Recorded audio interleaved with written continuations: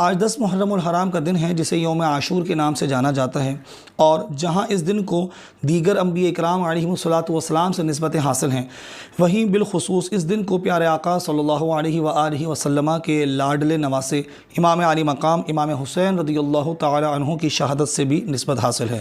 واقعہ کربلا اسی دن پیش آیا، اور جس میں امام علی مقام سمیت دیگر اہل بیت اطہار اور آپ کے اصحاب سمیت کل 72 افراد نے جام شہادت نوش فرمایا بڑی بے-رحمی کے ساتھ، اور آپ پر کھانا پانی تمام چیزوں کو بند کرنے کے بعد اس معرکے کو لڑا گیا، اور جس میں آپ تمام افراد جام شہادت نوش فرماتے ہوئے اس دنیا فانی سے کوچ فرما گئے۔ لہٰذا یہ دن بڑی اہمیت کا حامل ہے، اور اسلام کی تاریخ میں اس کو نمایاں حیثیت حاصل ہے، اور یہ مہینہ نہ ہی غم منانے کا مہینہ ہے، نہ یہ مہینہ خوشیاں منانے کا ہے، بلکہ قرآن عظیم کے مطابق یہ ماہ مبارکہ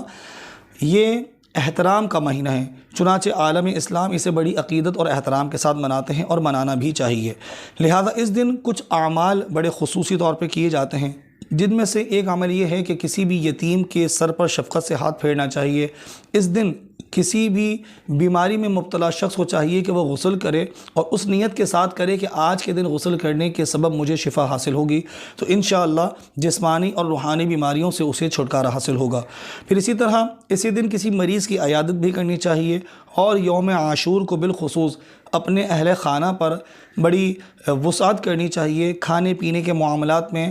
کثرت کے ساتھ یہ معاملات کرنا چاہیے، اس سے فائدہ یہ ہوگا کہ پورا سال انشاءاللہ عز و جل رزق میں فراخی ملے گی۔ حضرت سفیان ثوری رحمۃ اللہ تعالی علیہ ارشاد فرماتے ہیں کہ ہم نے 50 سال تک اس بات کا تجربہ کیا، اور ہر سال ہم نے وسعت ہی دیکھی ہے۔ لہذا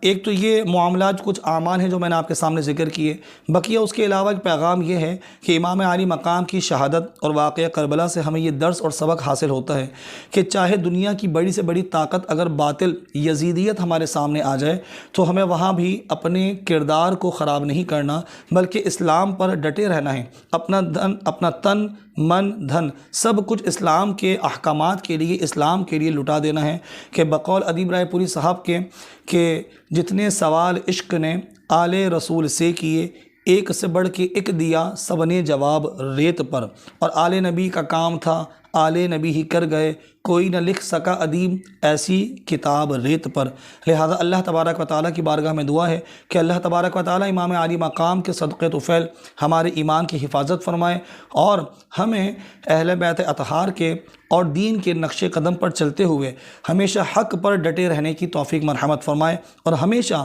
کچھ بھی ہمارے سامنے نعمتیں رکھ دی جائیں لیکن ہمیں ہمیشہ اپنے کردار کو پاکیزہ رکھنے کی توفیق مرحمت فرمائے۔ آمین وما علینا الا البلاغ المبین۔